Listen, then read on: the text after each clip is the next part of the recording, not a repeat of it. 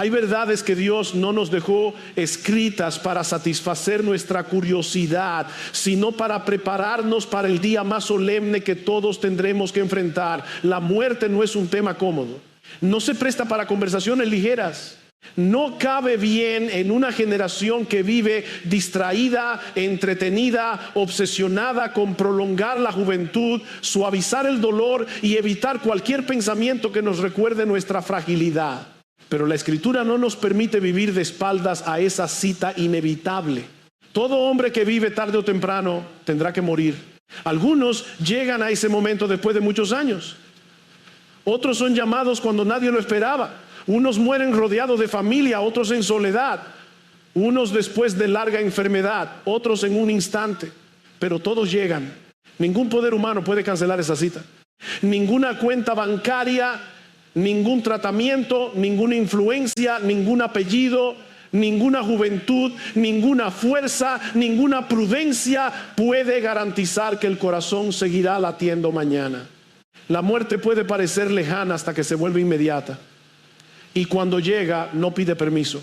Por eso Apocalipsis 14:13 tiene un peso tan profundo. Juan escucha una voz desde el cielo que le ordena escribir. No se trata de una reflexión humana sobre el consuelo religioso. Es una declaración divina, una palabra que Dios quiso preservar para su pueblo. Y el Espíritu Santo confirma esa palabra. Esto debe hacer. El Señor quiere que la iglesia piense correctamente acerca de aquello que más teme, más evita y más malinterpreta. La declaración es sorprendente. Bienaventurados los muertos que mueren en el Señor. En nuestra experiencia ordinaria, la palabra muerte suele venir acompañada de tristeza, vacío, lágrimas y separación. Y la Biblia no niega esa tristeza. No nos exige una dureza antinatural ante la partida de alguien amado. Cuando un creyente muere, quienes quedan sienten su ausencia. Se rompe una conversación que ya no continuará aquí. Queda una silla vacía, una voz que ya no se escucha, una presencia que ya no se toca. Llorar ante la muerte no es incredulidad automática, es reconocer que la muerte sigue siendo enemiga. Pero la Escritura nos enseña a distinguir entre la tristeza de los que no tienen esperanza y la tristeza de los que creen en Cristo. Desde nuestro lado, la muerte duele porque separa. Desde el lado del creyente que parte, la muerte es entrada al descanso. Nosotros vemos el ataúd, el cementerio, el silencio de la casa, la ausencia en la mesa, pero el que muere en el Señor despierta una bienaventuranza que nuestra mente apenas puede tocar. Para Él, la muerte no es el fin de la esperanza, sino el comienzo de una plenitud que aquí solo gustaba de manera parcial. Sin embargo, debemos ser muy claros porque el texto no dice que todos los muertos son bienaventurados. Esa sería una mentira cruel. La bendición pertenece a los que mueren en el Señor. La diferencia no está en la ceremonia fúnebre, ni en las palabras bonitas que otros pronuncien, ni en el recuerdo afectuoso de la familia, ni en la reputación que una persona dejó entre los hombres. La diferencia está en si esa persona murió unida a Cristo por la fe. Solo los que están en Cristo pueden mirar la muerte como ganancia. Fuera de Cristo, la muerte no es descanso, es comparecencia. Aquí el corazón humano quiere suavizar la verdad. Queremos pensar que todos de alguna manera estarán bien. Queremos convertir la muerte en un paso naturalmente pacífico para todos. Pero la Escritura no nos permite ese consuelo falso. Si una persona muere en sus pecados, muere con una deuda pendiente ante la justicia de Dios, y esa deuda no desaparece porque los vivos hablen bien de ella. No se borra porque haya sido amable, trabajadora, religiosa, generosa o querida por muchos. El problema del hombre no se resuelve por la memoria que deja en la tierra, sino por su condición delante de Dios. La muerte sella el destino. Un segundo el corazón late. Al siguiente, la oportunidad de arrepentimiento ha terminado. Un segundo, el hombre todavía puede clamar por misericordia. Al siguiente, comparece ante aquel cuyos ojos lo vieron todo. Esa es la solemnidad de la muerte. No es simplemente el final de funciones biológicas, es el umbral hacia una realidad eterna. Y allí nadie podrá reescribir su historia, negociar su culpa, presentar excusas, corregir tardíamente su incredulidad o cambiar el destino que despreció en vida. ¿Estás preparado para morir? No preguntes si eres religioso. No preguntes si otros te consideran una buena persona. No preguntes si has tenido momentos de emoción espiritual. La pregunta es mucho más precisa. ¿Estás en Cristo? ¿Has reconocido tu pecado delante de Dios? ¿Has dejado de confiar en tu propia justicia? ¿Has venido al Salvador con arrepentimiento y fe? Descansa tu esperanza no en lo que hiciste, sino en lo que Cristo hizo en la cruz por pecadores. La buena noticia del Evangelio brilla precisamente porque la muerte es seria y el juicio es real. Dios no trató el pecado como un detalle menor. Si el pecado fuera superficial, la cruz sería incomprensible. Pero el Hijo de Dios vino, tomó carne, vivió en perfecta obediencia, murió bajo la ira justa de Dios y resucitó para que todo aquel que cree en Él sea perdonado y justificado. La justicia que necesitamos para morir en paz no puede salir de nosotros. Tiene que ser recibida de Cristo. Por eso el creyente no enfrenta la muerte apoyado en su rendimiento espiritual, sino vestido de la justicia de otro. No se presenta delante de Dios diciendo, mira mis obras, mi lágrima, mi religión, mi esfuerzo. Se presenta en Cristo. Y estar en Cristo lo cambia todo. La muerte que para el incrédulo abre la puerta al juicio eterno, para el creyente abre la puerta a la presencia del Señor. La misma muerte que arranca al impío de todo falso refugio, introduce al redimido en la plenitud de la comunión con Dios. No huyas de esta pregunta, no la dejes para después. La vida es corta, la muerte es segura y la eternidad no tiene fin. Bienaventurados, sí, pero no todos. Bienaventurados los que mueren en el Señor. Y si hoy no estás en Él, no estás preparado para morir, pero todavía escuchas la voz del Evangelio, todavía hay misericordia en Cristo, todavía puedes venir. No endurezcas tu corazón. Ven al único Salvador que puede hacer de tu muerte no la peor desgracia, sino la entrada a la bienaventuranza eterna. La muerte pone al descubierto lo que muchas veces la vida logra disimular. Mientras vivimos podemos escondernos detrás de ocupaciones, opiniones, logros, familia, religión, entretenimiento, salud, juventud y planes. Podemos aplazar las preguntas más importantes porque siempre parece haber algo urgente que atender. Pero la muerte arranca todas esas coberturas. En ese momento ya no importa cuántas personas admiraron tu nombre, cuánto acumulaste, qué tan respetable parecías o cuántas palabras religiosas aprendiste. Lo único que importará es si fuiste hallado en Cristo. Esta es la línea que divide toda la humanidad delante de Dios. No entre ricos y pobres, cultos e ignorantes, religiosos y no religiosos, jóvenes y ancianos, personas recordadas y personas olvidadas. La división final es esta: en Cristo o fuera de Cristo. Morir en el Señor significa partir de este mundo unido vitalmente a Jesucristo por medio de la fe, cubierto por su justicia, perdonado por su sangre, reconciliado con Dios por su obra. Morir fuera de Cristo significa comparecer ante Dios cargando todavía la culpa de los propios pecados. El hombre moderno puede rechazar la palabra pecado, puede suavizarla, ridiculizarla o cambiarla por términos psicológicos, sociales o culturales, pero Dios no ha cambiado su juicio. El pecado no es simplemente una falla de personalidad ni un error de cálculo moral. Es rebelión contra el Dios Santo. Es vivir como si la vida nos perteneciera, como si nuestros deseos fueran ley, como si pudiéramos usar el tiempo, el cuerpo, la mente, las palabras y las relaciones sin rendir cuentas al Creador. Y porque Dios es justo, el pecado no puede quedar sin respuesta. Aquí debemos detenernos con reverencia. Muchas personas quieren un Dios amoroso, pero no un Dios justo. Quieren misericordia sin juicio, perdón sin cruz, cielo sin arrepentimiento, consuelo sin verdad. Pero si Dios no fuera justo, tampoco sería bueno. ¿No nos indignamos cuando vemos injusticia en la tierra? ¿No nos duele cuando un culpable queda impune? Cuando una víctima no recibe justicia, cuando alguien poderoso escapa de las consecuencias. Entonces, ¿por qué pensamos que el juez de toda la tierra pasará por alto la maldad del corazón humano como si no importara? El problema es que deseamos justicia cuando somos víctimas, pero misericordia barata cuando somos culpables. Queremos que Dios vea el mal que otros nos hicieron, pero preferimos que no mire con la misma precisión el mal que nosotros hemos cometido.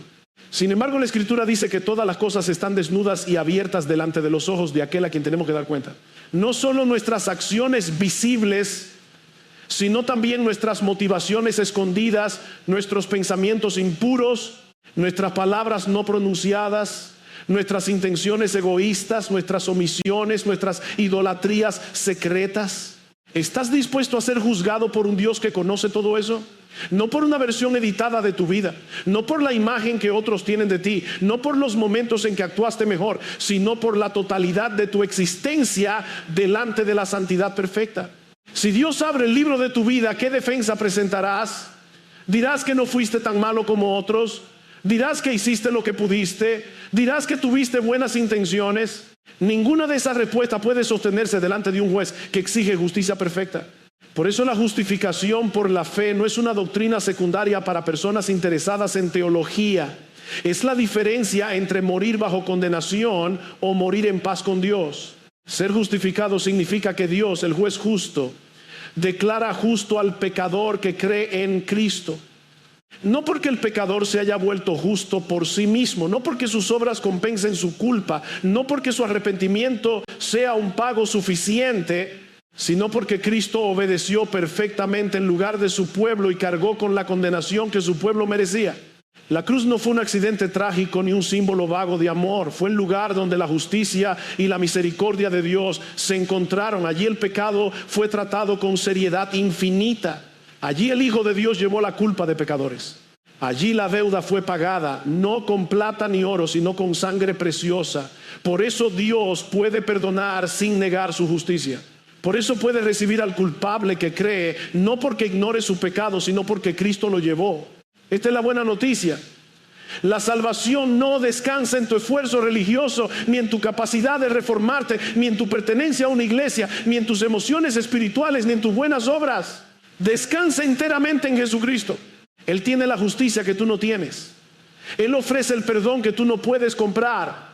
Él reconcilia con Dios a quienes no podían reconciliarse a sí mismos. Él recibe al pecador que viene con las manos vacías, abandonando toda confianza en sí mismo. Pero esa fe no es una simple opinión favorable acerca de Jesús. No es decir, yo creo en Dios mientras sigues viviendo como dueño de ti mismo.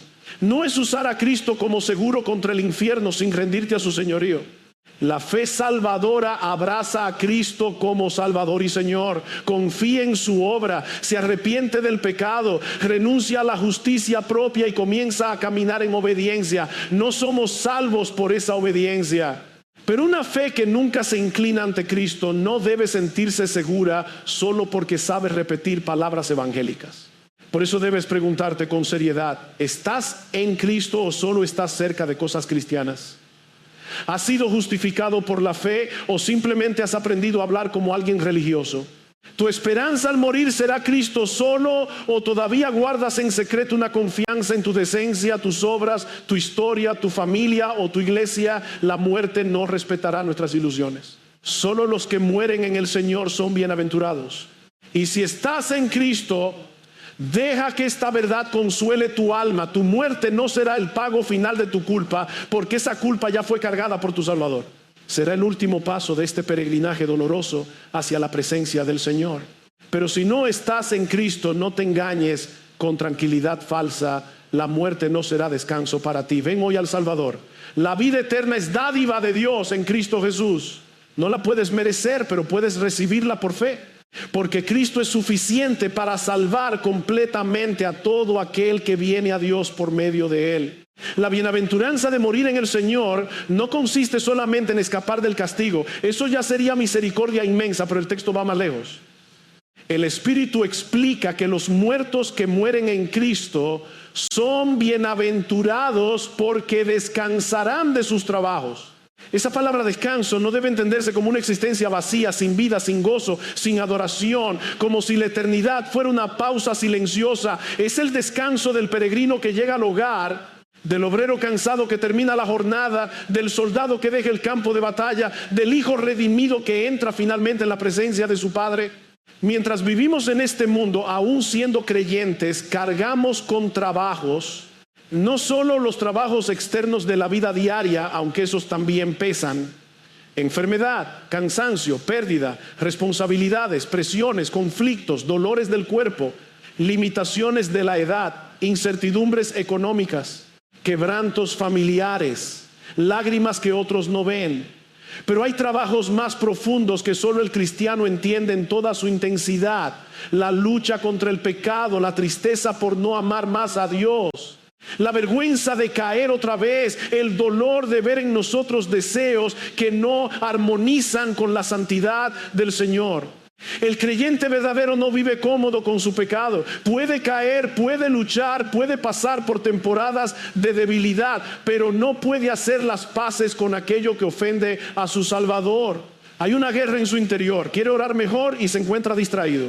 Quiere amar con pureza y descubre egoísmo. Quiere ser paciente y aparece irritación. Quiere perdonar y todavía siente resistencia.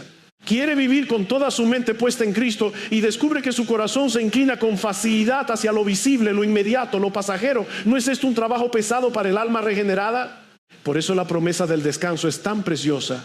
Llegará el día en que no habrá más lucha contra el orgullo, porque el orgullo habrá sido arrancado para siempre. No habrá más impureza escondida, más pensamiento vergonzoso, más palabra cruel, más motivación torcida, más frialdad espiritual, más indiferencia ante la palabra, más oración débil, más amor dividido. Nunca más tendrás que lamentar: hice lo que no quería hacer. Nunca más tendrás que decir con dolor: Señor, perdóname otra vez. La presencia del pecado será eliminada completamente. Piensa en eso con seriedad y esperanza. El cristiano no solo será perdonado, será hecho perfectamente santo. No solo será aceptado por la justicia de Cristo, será conformado plenamente a la imagen de Cristo. La obra que Dios comenzó en nosotros será completada. La santificación que aquí avanza entre lágrimas, disciplina, corrección, caídas y restauraciones, allí será consumada en gloria. Amarás a Dios sin distracción, le adorarás sin hipocresía, le servirás sin cansancio culpable, le contemplarás sin velo. Tu corazón ya no será un campo de batalla entre el espíritu y la carne.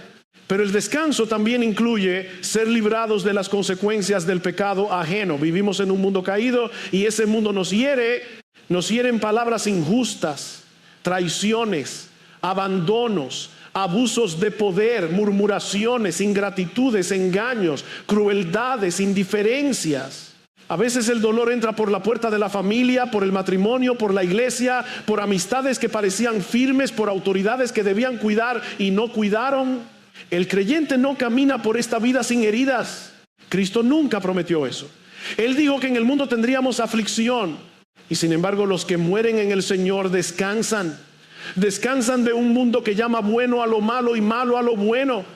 Descansan de ver la perversidad celebrada y la piedad ridiculizada. Descansan de estructuras injustas, de mentiras públicas, de hipocresía religiosa, de violencia, de enfermedad, de funerales, de lágrimas repetidas, de noticias que aplastan el ánimo, de cuerpos que se deterioran y de relaciones marcadas por el pecado. Descansan porque entran en un reino donde todo será puesto en orden bajo el gobierno perfecto de Dios. Aquí muchas veces los parámetros están invertidos. Se admira al arrogante, si celebra al sensual, si exalta al rico por ser rico, si honra al famoso por ser famoso, si aplaude al rebelde si sabe presentarse con encanto.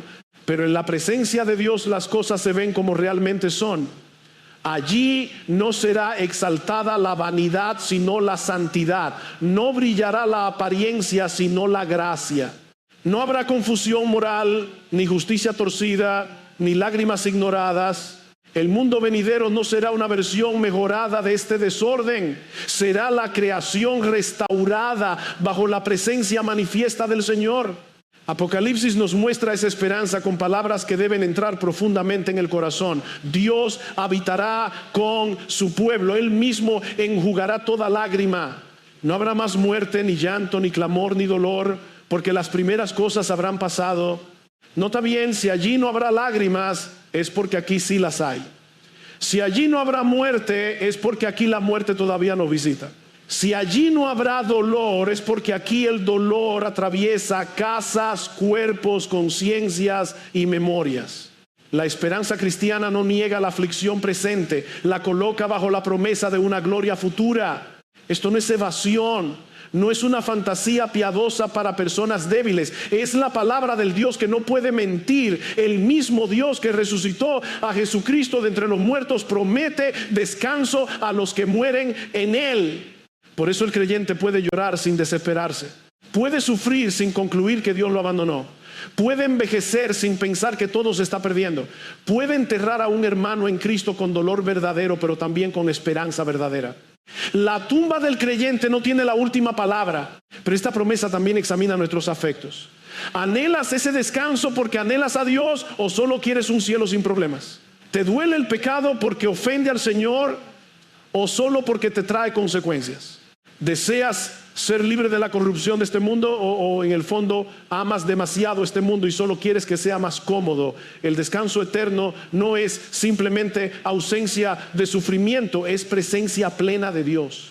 El cielo es bienaventuranza, porque allí Cristo será visto, amado, obedecido y disfrutado, sin pecado y sin fin. Así que, hermano cansado, no desmayes. Tu guerra no será eterna. Tu debilidad no tendrá la última palabra. Tus lágrimas tienen fecha de vencimiento. Tu pecado será completamente vencido. Tu cuerpo será redimido. Tu alma descansará en el Señor. Y mientras ese día llega, camina con reverencia, con esperanza y con fidelidad. Porque los muertos que mueren en el Señor descansarán de sus trabajos. Y esa promesa fue escrita para sostenerte cuando el peso de este mundo parezca demasiado grande. El texto no solo dice que los que mueren en el Señor descansarán de sus trabajos. Añade una frase que debemos considerar con mucho cuidado. Sus obras con ellos siguen. Esto no significa que las obras lleguen delante de Dios como fundamento de aceptación. Esa sería una contradicción directa del Evangelio. El creyente no entra en la presencia del Señor sosteniendo en sus manos una lista de méritos personales. Entra vestido de Cristo, entra por gracia, entra porque fue justificado por la fe, no por las obras de la ley. Pero la Escritura tampoco enseña que las obras sean irrelevantes. Aquí está uno de los equilibrios que el corazón humano suele torcer. Algunos convierten las obras en la base de la salvación y destruyen la gracia. Otros hablan de gracia de una manera tan liviana que parecen decir que la obediencia no importa y destruyen la evidencia de la fe verdadera. La Biblia no permite ninguno de esos errores. Somos salvos únicamente por Cristo, pero la fe que nos une a Cristo nunca queda sola. Produce fruto, produce obediencia, produce lucha contra el pecado, produce amor, produce perseverancia. Cuando Apocalipsis dice que las obras siguen al creyente, nos recuerda que nada hecho por amor a Cristo se pierde. Una oración secreta, una palabra de exhortación, una visita al enfermo, una lágrima derramada por la santidad de un hijo, una ofrenda dada con sacrificio, una tentación resistida, una reconciliación buscada, una verdad enseñada con fidelidad, un acto humilde de servicio que nadie vio. Todo eso es visto por Dios. El mundo puede olvidarlo. La iglesia puede no reconocerlo. La familia puede no agradecerlo. Pero el Señor no olvida. Esto debe consolar al creyente que sirve en lo pequeño. Hay personas que nunca ocuparán una plataforma, nunca escribirán un libro, nunca serán invitadas a hablar en una conferencia, nunca verán su nombre reconocido públicamente. Pero han servido a Cristo con fidelidad silenciosa. Han cuidado a sus hijos en el temor del Señor. Han sostenido a una familia en medio de dificultades. Han orado durante años por un esposo, una esposa, un hijo, una iglesia. Han perdonado cuando nadie supo cuánto les costó. Han obedecido a Dios en decisiones que les hicieron perder aprobación humana. Sus obras siguen con ellos. Pero esta verdad también examina. Porque si nuestras obras siguen con nosotros, entonces la pregunta es inevitable: ¿qué tipo de obras estamos sembrando? No para comprar salvación, sino para revelar que amamos. ¿Estamos viviendo para Cristo o para nosotros mismos? ¿Estamos usando nuestra vida para la gloria de Dios o para alimentar ambiciones terrenales? Nuestras decisiones privadas confirman nuestra profesión pública. Nuestro uso del tiempo, del dinero, de las palabras, del cuerpo y de las relaciones muestra que pertenecemos al Señor. Una fe que no deja huellas de obediencia debe examinarse. No estamos hablando de perfección. Ningún creyente llega al final de su vida sin pecado, sin debilidad, sin necesidad diaria de gracia. Pero sí hablamos de dirección. El árbol vivo produce fruto, aunque a veces sea pequeño, aunque crezca lentamente, aunque necesite poda. El árbol muerto puede tener apariencia por un tiempo, pero no produce vida. Por eso Santiago insiste en que la fe sin obras está muerta. No porque las obras reemplacen a Cristo, sino porque muestran si la fe que profesamos es viva o solo verbal. Aquí debemos cuidarnos de una falsa seguridad muy común. Hay personas que descansan en una decisión pasada, en una oración repetida, en una emoción religiosa, en haber sido criadas en la iglesia, en conocer doctrina correcta, pero su vida actual no muestra sumisión a Cristo. No hay lucha seria contra el pecado, no hay hambre por la palabra, no hay arrepentimiento cuando son confrontadas, no hay perdón, no hay humildad, no hay obediencia. Solo hay una profesión que funciona como amuleto espiritual. Eso no es seguridad bíblica, eso puede ser autoengaño. La gracia bíblica no protege el pecado, lo confronta y lo vence. Cristo no murió para dejarnos tranquilos en nuestra rebelión, sino para librarnos de ella. El Evangelio no nos dice, puedes seguir viviendo para ti mismo siempre que tengas algunas ideas correctas sobre Jesús. El Evangelio nos une a Cristo en su muerte y resurrección. El creyente ha muerto al pecado como amo y ahora vive para Dios. Por eso una vida controlada por la carne no debe sentirse segura solo porque usa vocabulario cristiano. Esto nos lleva a una pregunta de conciencia que nadie debe evadir. ¿Estás haciendo morir el pecado o estás aprendiendo a convivir con él? No preguntes si alguna vez te has sentido mal después de pecar. Muchas personas sienten remordimiento porque las consecuencias les duelen.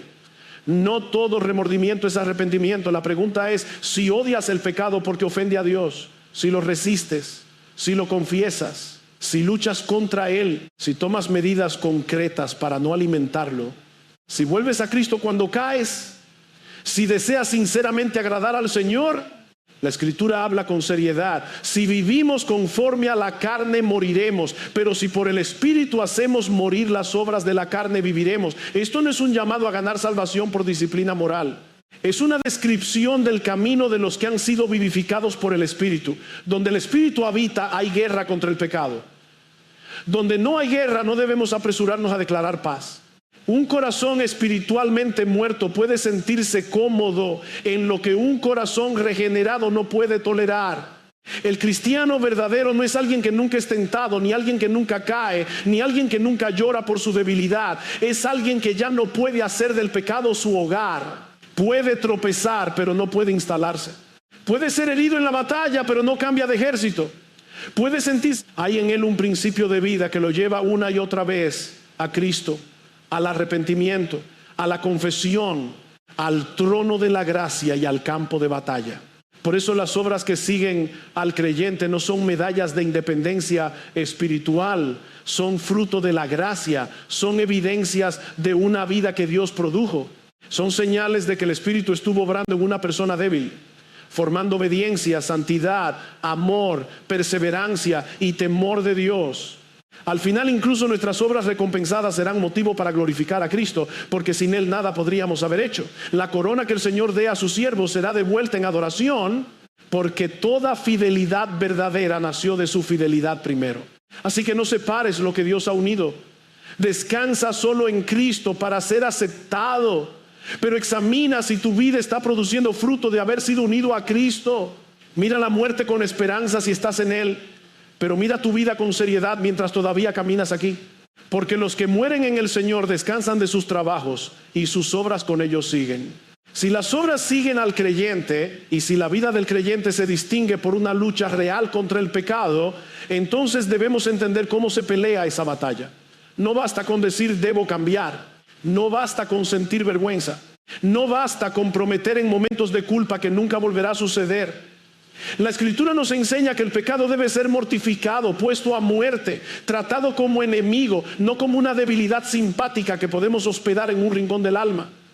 Pero aquí aparece una verdad que humilla y consuela al mismo tiempo. Somos responsables de hacer morir el pecado, pero solo podemos hacerlo por el Espíritu. La responsabilidad es nuestra. Nadie puede arrepentirse en nuestro lugar. Nadie puede cortar por nosotros aquello que estamos alimentando. Nadie puede tomar nuestra mente, nuestros ojos, nuestras palabras, nuestras decisiones y obedecer por nosotros. Pero al mismo tiempo, si intentamos vencer el pecado con pura fuerza de voluntad, con orgullo moral o con miedo religioso, terminaremos exhaustos, engañados o endurecidos. El apóstol no dice dejen que el Espíritu mate el pecado mientras ustedes permanecen pasivos. Dice que por el Espíritu hacemos morir las obras de la carne. Hay acción, hay lucha, hay resistencia, hay decisiones concretas. Pero esa acción no nace de la autosuficiencia. Nace de depender del Espíritu Santo, de someternos a la palabra que Él inspiró, de creer las promesas de Dios, de mirar la gloria de Cristo, de recordar quiénes somos en Él. La santificación cristiana no es pasividad, pero tampoco es confianza en la carne. Aquí muchos creyentes se confunden, quieren matar la carne con la carne. Se predican a sí mismos pequeños sermones de condenación. Si haces esto, Dios te va a castigar. Si caes otra vez, no tienes remedio. Si pecas, no podrás mirarte al espejo. Si fallas, perderás toda dignidad. ¿Puede haber advertencias legítimas? Sí, pero la ley por sí sola no da poder para amar a Dios. El temor a las consecuencias puede frenar una conducta por un momento, pero no transforma el corazón. La vergüenza puede ocultar el pecado, pero no lo crucifica. La carne no se derrota alimentando orgullo religioso. Hay personas que no pecan externamente en ciertas áreas porque aman su reputación más que la santidad. Otros se abstienen por miedo a ser descubiertos, no por amor a Cristo. Otros cambian un pecado visible por otro más respetable. Dejan una inmoralidad escandalosa, pero cultivan soberbia, desprecio, dureza, hipocresía. Eso no es mortificación bíblica. Eso es trasladar el trono de la carne a una habitación más limpia. La gracia bíblica no solo cambia comportamientos, confronta los deseos que gobiernan el corazón. Por eso debemos llenar la mente con las cosas del Espíritu. Y las cosas del Espíritu no son impresiones vagas ni emociones sin verdad. El Espíritu nos lleva a la palabra que Él mismo inspiró. Nos muestra la obra de Cristo, la realidad de nuestra unión con Él, la gravedad del pecado, la belleza de la santidad, la fidelidad de Dios, la esperanza de la gloria venidera. La espada del Espíritu es la palabra de Dios. No puedes matar un enemigo que no ves, y la palabra entra donde nuestras excusas no quieren entrar. La palabra discierne los pensamientos y las intenciones del corazón. Esa es una misericordia incómoda. Nosotros somos expertos en justificarnos. Llamamos cansancio a la pereza, prudencia a la cobardía, carácter fuerte a la falta de dominio propio, sinceridad a la crueldad, necesidad emocional a la idolatría, descanso a la mundanalidad, celo doctrinal al orgullo. Pero la Escritura pone nombre a lo que nosotros maquillamos. Nos desnuda delante de Dios. Nos muestra que el pecado no comienza solo en la acción externa, sino en el deseo que se inclina lejos del Señor. ¿Dejas que la palabra te escudriñe así o solo la usas para escudriñar a otros? Hay creyentes que leen la Biblia como jueces de todos menos de sí mismos. Ven errores en la iglesia, errores en su familia, errores en otros predicadores, errores en el mundo, pero no dejan que la espada entre en sus propias motivaciones. Eso también es autoengaño. La palabra no nos fue dada para alimentar superioridad espiritual, sino para llevarnos a Cristo, humillarnos, corregirnos, consolarnos y capacitarnos para toda buena obra. Y cuando la palabra revela el pecado, debemos responder con fe, no con resignación, no con desesperación, no con excusas, con fe. Fe en que Cristo no solo perdona la culpa del pecado, sino que rompe su dominio. Fe en que el Espíritu Santo habita en el creyente. Fe en que las promesas de Dios son más verdaderas que nuestros sentimientos. Fe en que ninguna tentación es más sabia que la palabra. Fe en que la obediencia a Dios siempre es mejor que el placer breve de la rebelión. Tal vez estás luchando contra temor, ansiedad, impaciencia, ira, impureza, amargura, envidia o desesperanza. Tal vez miras tu vida y dices, siempre vuelvo al mismo lugar. Entonces no te prediques solo amenazas desnudas. Predícate la verdad de Dios. Recuerda que las misericordias del Señor son nuevas cada mañana. Recuerda que Él da fuerzas al cansado. Recuerda que todas las cosas ayudan a bien a los que aman a Dios y que ese bien supremo es ser conformados a la imagen de Cristo. Recuerda que no eres esclavo del pecado si estás unido al Salvador, pero no uses esas promesas como almohada para dormir en la desobediencia. Úsalas como espada para levantarte y pelear. Si hay una puerta que te lleva constantemente al pecado, ciérrala. Si hay una conversación que alimenta tu carne, córtala. Si hay una pantalla que se ha convertido en instrumento de impureza, toma medidas concretas. Si hay una relación que enciende resentimiento, ve delante de Dios y busca obedecer. Si hay un orgullo que se disfraza de defensa personal, confiésalo. La fe verdadera no se queda contemplando el pecado, se levanta contra él en dependencia del Espíritu. Y cuando caigas, no huyas de Cristo. El enemigo quiere que después de pecar te escondas, te endurezcas o concluyas que no hay esperanza, pero el Evangelio te llama al trono de la gracia. No para trivializar tu caída, sino para confesarla con honestidad y recibir misericordia. El hijo que ha ofendido a su padre no necesita fingir que nada ocurrió, necesita volver, confesar, ser limpiado y levantarse otra vez para seguir peleando. La guerra contra el pecado no terminará hasta la muerte, pero no peleamos como quienes ignoran el final. Cristo ya venció, el Espíritu habita en nosotros, la palabra está en nuestras manos. El trono de la gracia está abierto. Y algún día descansaremos de nuestros trabajos, no porque el pecado haya negociado una tregua, sino porque será destruido para siempre en la presencia gloriosa de Dios.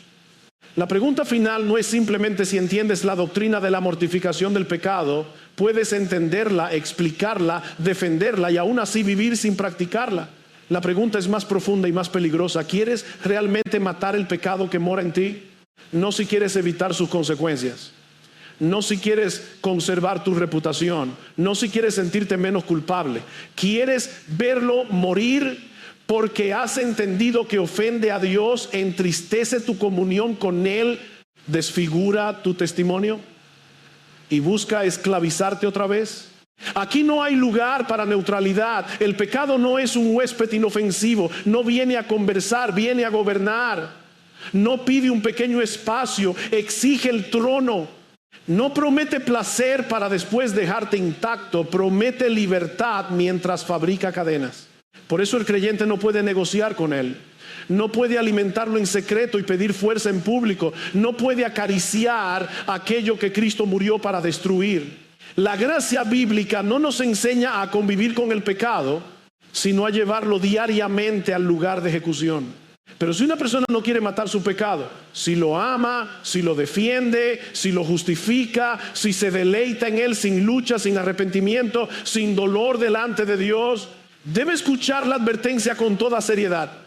No debe llamarse cristiana con tranquilidad. La Escritura no dice que el cristiano nunca lucha ni nunca cae, pero sí enseña que el cristiano no vive conforme a la carne como dirección dominante de su vida. Si alguien quiere a Cristo como escape del infierno, pero no quiere a Cristo como Señor que gobierna sus deseos, esa persona no ha entendido el Evangelio. No te engañes con una profesión vacía. No todo el que dice Señor, Señor pertenece al reino. No todo conocimiento doctrinal es vida espiritual. No toda emoción religiosa es arrepentimiento. No toda asistencia a la iglesia es unión con Cristo. Si tu pecado te resulta más precioso que Dios, si tu voluntad pesa más que su palabra, si tu vida privada contradice sin dolor lo que profesas públicamente, no necesitas un pequeño ajuste moral. Necesitas venir a Cristo en arrepentimiento y fe. Necesitas nacer de nuevo. Y si hoy el Espíritu de Dios está inquietando tu conciencia, no endurezcas el corazón. No digas, lo pensaré después. No digas, todavía tengo tiempo. No digas, algún día cambiaré. La muerte es segura, la vida es breve y el juicio es real. Ven a Cristo ahora. Él no llama a pecadores preparados, sino a pecadores necesitados. No vengas ofreciendo méritos, no vengas prometiendo una reforma que no puedes sostener. Ven reconociendo tu culpa, abandonando tu justicia propia, confiando únicamente en el Salvador que murió y resucitó para salvar a pecadores. Pero si eres creyente, si en medio de tu debilidad hay en ti un deseo sincero de agradar a Dios, si te duele pecar contra tu Señor, si anhelas obedecer, aunque muchas veces te sientas cansado y avergonzado, no te rindas. Levántate, no en orgullo, no en autosuficiencia, no fingiendo que la batalla es ligera. Levántate en el poder del Espíritu Santo, confiando en la palabra de Dios. Toma otra vez la espada del Espíritu. Mira otra vez a Cristo. Recuerda otra vez las promesas. Vuelve otra vez al campo de batalla. Cuando caigas, no permitas que la caída se convierta en cama. Confiesa tu pecado. No lo escondas bajo excusas, no lo maquilles con lenguaje suave, no culpes a otros por lo que brotó de tu corazón. Ve al trono de la gracia. Allí no encontrarás permiso para seguir pecando, sino misericordia para ser perdonado y gracia para ser socorrido. Si confesamos nuestros pecados, Él es fiel y justo para perdonarnos y limpiarnos de toda maldad. Esa promesa no existe para producir ligereza, sino esperanza santa. El cristiano vive en guerra, pero no en una guerra sin victoria prometida. Cristo ya venció al pecado, a la muerte y al diablo. El Espíritu habita en los hijos de Dios. La palabra revela, corta, sana, alimenta y fortalece. Las misericordias del Señor son nuevas cada mañana. Y aunque todavía gemimos, aunque todavía luchamos, aunque todavía somos débiles, no caminamos hacia la derrota final. Caminamos hacia el descanso definitivo. Un día la batalla terminará. Un día no habrá más tentación. Un día no habrá más confesiones con lágrimas. Un día no habrá más pecado que mortificar. Ese día no descansaremos porque fuimos fuertes, sino porque Cristo fue fiel. No llegaremos a la gloria cantando nuestra perseverancia como si hubiera nacido de nosotros. Cantaremos la gracia del Dios que nos guardó. Aquel que comenzó la buena obra la perfeccionará hasta el día de Jesucristo. Aquel que es poderoso para guardarnos sin caída y presentarnos sin mancha delante de su gloria, con gran alegría recibirá toda la alabanza. La corona será real, pero la gloria será suya. Por tanto, vive hoy a la luz de esa muerte segura y de esa esperanza eterna. Si estás fuera de Cristo, ven a Él. Si estás en Cristo, pelea contra el pecado. Si estás cansado, mira al Salvador. Si has caído, vuelve al trono de la gracia. Si estás siendo tentado, toma la espada del Espíritu. Si estás sufriendo, recuerda el descanso que viene. Y si tienes que enfrentar la muerte, que sea en el Señor. Porque bienaventurados son los muertos que mueren en el Señor. Descansarán de sus trabajos y sus obras con ellos seguirán.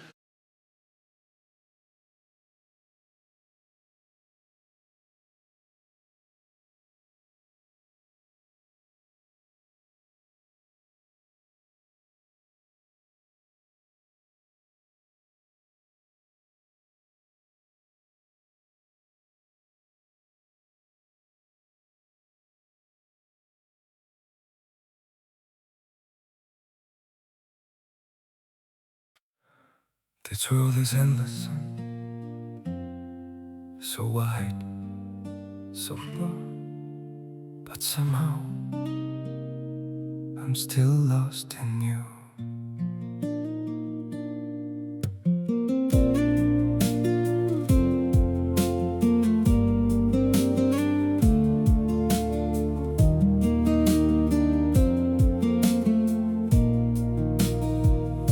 The streets are full of moving shadows, countless places I could go.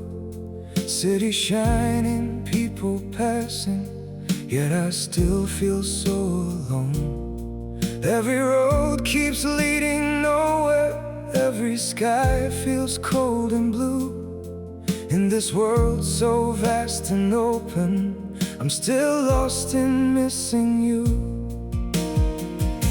The world is wide, so wide before me,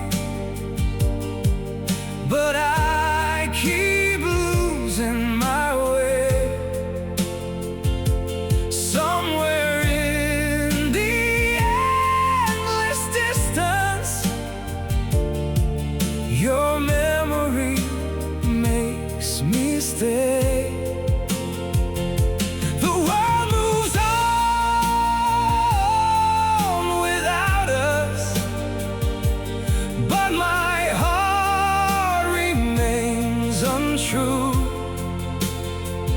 For no matter where these feet may wander, I'm still lost in missing you. I have tried to outrun silence, tried to leave your ghost behind, but your name still echoes softly through the corners of my mind.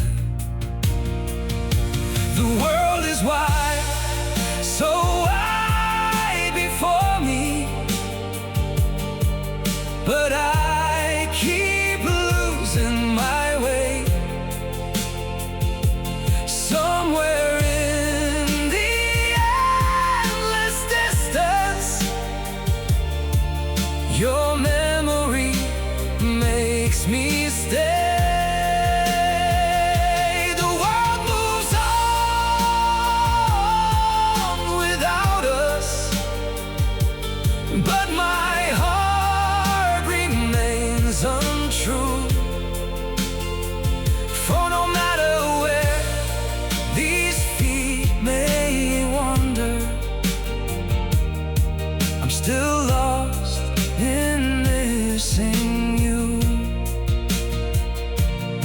Maybe someday I'll stop searching for your face in every crowd, but until that day, this broken heart will keep calling your name out. The world is wide, so wide before me,